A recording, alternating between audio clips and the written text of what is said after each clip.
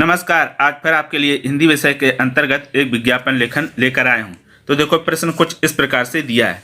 इसमें दिया कि दवा बनाने वाली सिप्ला कंपनी के लिए लगभग 60 शब्दों में एक आकर्षक विज्ञापन बनाइए।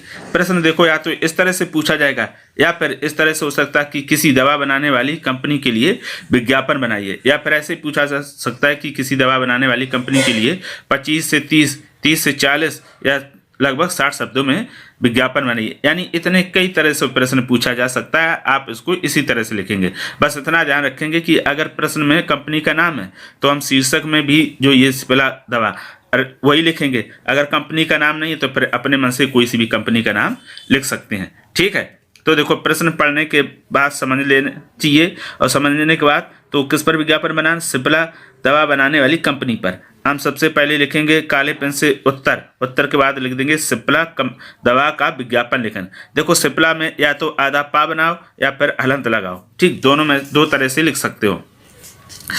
उसके बाद देखो, सिप्ला दवा का विज्ञापन लेखन या फिर विज्ञापन लेखन। आपको अगर सिप्ला दवा का विज्ञापन लेखन लिखने में यानी प्रश्न के अनुसार उत्तर लिखने में समस्या आए तो आप उसके स्थान पर लिख दो विज्ञापन लेखन। कहने का मतलब ये है कि सिप्ला दवा का विज्ञापन लेखन या फिर विज्ञापन लेखन, दोनों में से जो आपको सरल लगे वो लिख दीजिएगा, है ना। दोनों में से एक किसी एक को। अब उसके बाद फिर पेन और स्केल की सहायता से एक बना लेंगे हम पूरे पेज में बॉक्स। ठीक है, इस तरह से। अब बॉक्स कैसे? नीचे की एक या दो लाइनें छोड़ देंगे और उत्तर लिखने के बाद जो आपने लिखा यहाँ से एक या दो लाइन छोड़कर आप बॉक्स बना लेंगे। बॉक्स पूरे पेज में बनाएंगे तो अच्छा रहेगा, क्योंकि आपके पास स्पेस ज़्यादा रहेगा तो लिखने में आसान रहेगा। एक तो ये तरीका हो गया। दूसरा, आप पहले लिख लो, यानी पेंसिल से बॉक्स बना लो, लिख लो, फिर उसके बाद पेन से बना दो। मैं तो पहले देखो बनाता हूँ बॉक्स, उसके बाद लिखना शुरू करता हूँ। आपको जो उचित लगे, या तो पहले बॉक्स बना ले फिर विज्ञापन लिखे, या विज्ञापन लिखने के बाद बॉक्स बना ले। ठीक है, इतनी बात समझ में आ गई कि जैसे बॉक्स बना लिया। अब हम लिखेंगे सबसे पहले शीर्षक। तो शीर्षक हम 2-3 लाइनें छोड़कर लिखेंगे। तो लिख दिया हमने सिप्ला दवा। ठीक, इसको क्या करेंगे? बड़े अक्षरों में लिखेंगे और हम पेन से बोल्ड कर देंगे। अगर समय रहे तो हाईलाइटर से कलर कर देना, समय ना हो तो ना करना। और ऊपर लिख दिया भारत की नंबर 1 दवा बनाने वाली कंपनी। ऐसे आप लिख सकते हो, भारत की, विश्व की। देखो, हमें विज्ञापन बना रहे, हमारा तो सिलेबस में, इसलिए। ठीक है। उसके पश्चात फिर ये जब हम लिख देंगे शीर्षक, और उसके बाद ये लिख देंगे, फिर उसके बाद आ जाएंगे 2-3 लाइन छोड़कर लिखेंगे यहाँ पर हमारी कंपनी दवाएं मुख्य रूप से बनाती है किस किस रोग से संबंधित।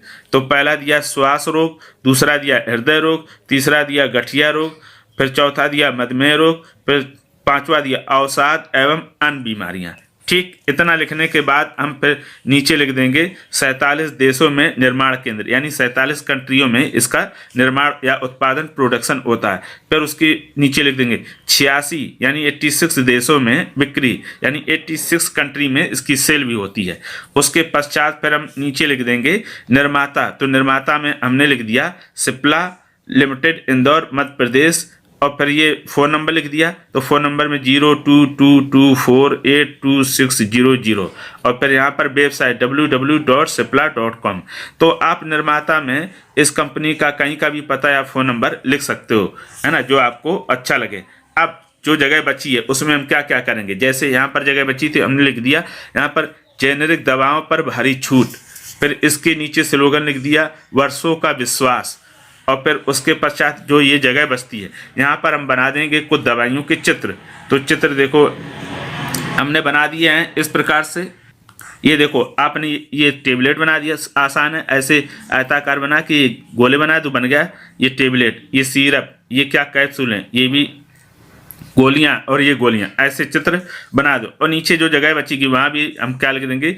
बीमारियां होंगी छूमंतर। अब ये इस तरह से आपका पूरा विज्ञापन बनकर हो गया तैयार। आप देखो, जैसे मैंने बनाया है ऐसा भी बना सकते हैं, और कोशिश करें कि इससे भी अच्छा आप विज्ञापन बनाकर तैयार कर सकते हैं। जैसे विशेषताएं अपने हिसाब से अच्छी लिख सकते हो, चित्र अच्छा बना सकते हो। चित्र कंपलसरी नहीं रहता, लेकिन आप ऐसी पेन या पेंसिल से ऐसी सामान्य से चित्र बना दो, वहाँ बहुत बड़ी चित्रकारी नहीं करनी होती है। ठीक है। तो और क्या ध्यान रखेंगे? देखो, सबसे पहले तो ये कि आप बॉक्स में बनाएं, या फिर बनाने के बाद बॉक्स बना दें। जो ये लिखेंगे शीर्षक, इसे हमेशा बड़े आकार में लिखें।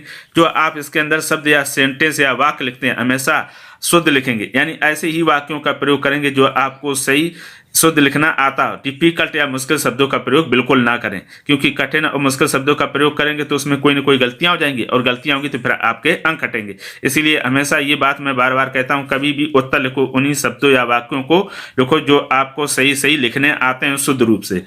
एक तो ये हो, ठीक है। अब इसमें किसी प्रकार का कोई काट छाट नहीं करें, अगर कहीं गलती हो जाए तो ऐसे एक लाइन से काट दो बस, इससे ज़्यादा बच्चे क्या करते हैं ऐसे डार्क कर देते, ये बिल्कुल ना करें।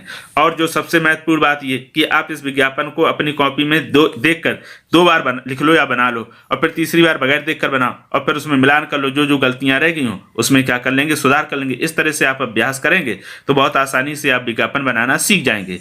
तो ये आपका पूरा विज्ञापन बनने के बाद कुछ इस प्रकार से दिखाई देता है, ये इस तरह से दिखेगा। अगर इस तरह से आप बहुत अच्छा साफ सुथरा स्वच्छ और आकर्षक विज्ञापन बनाएंगे तो आपको निश्चित तौर में पूरे अंक मिलेंगे।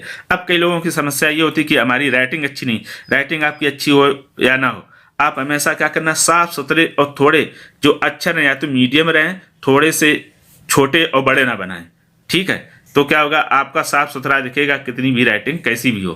तो ये होगा विज्ञापन। अगर कोई ऐसा प्रश्न हो जिस पर आपको विज्ञापन चाहिए और वो परीक्षा की दृष्टि से आपको लगा महत्वपूर्ण है तो हमें कमेंट करके अवश्य बताइएगा। तो फिर आज के लिए इतना ही, अब हम फिर मिलेंगे किसी नए विषय के साथ, तब तक के लिए धन्यवाद।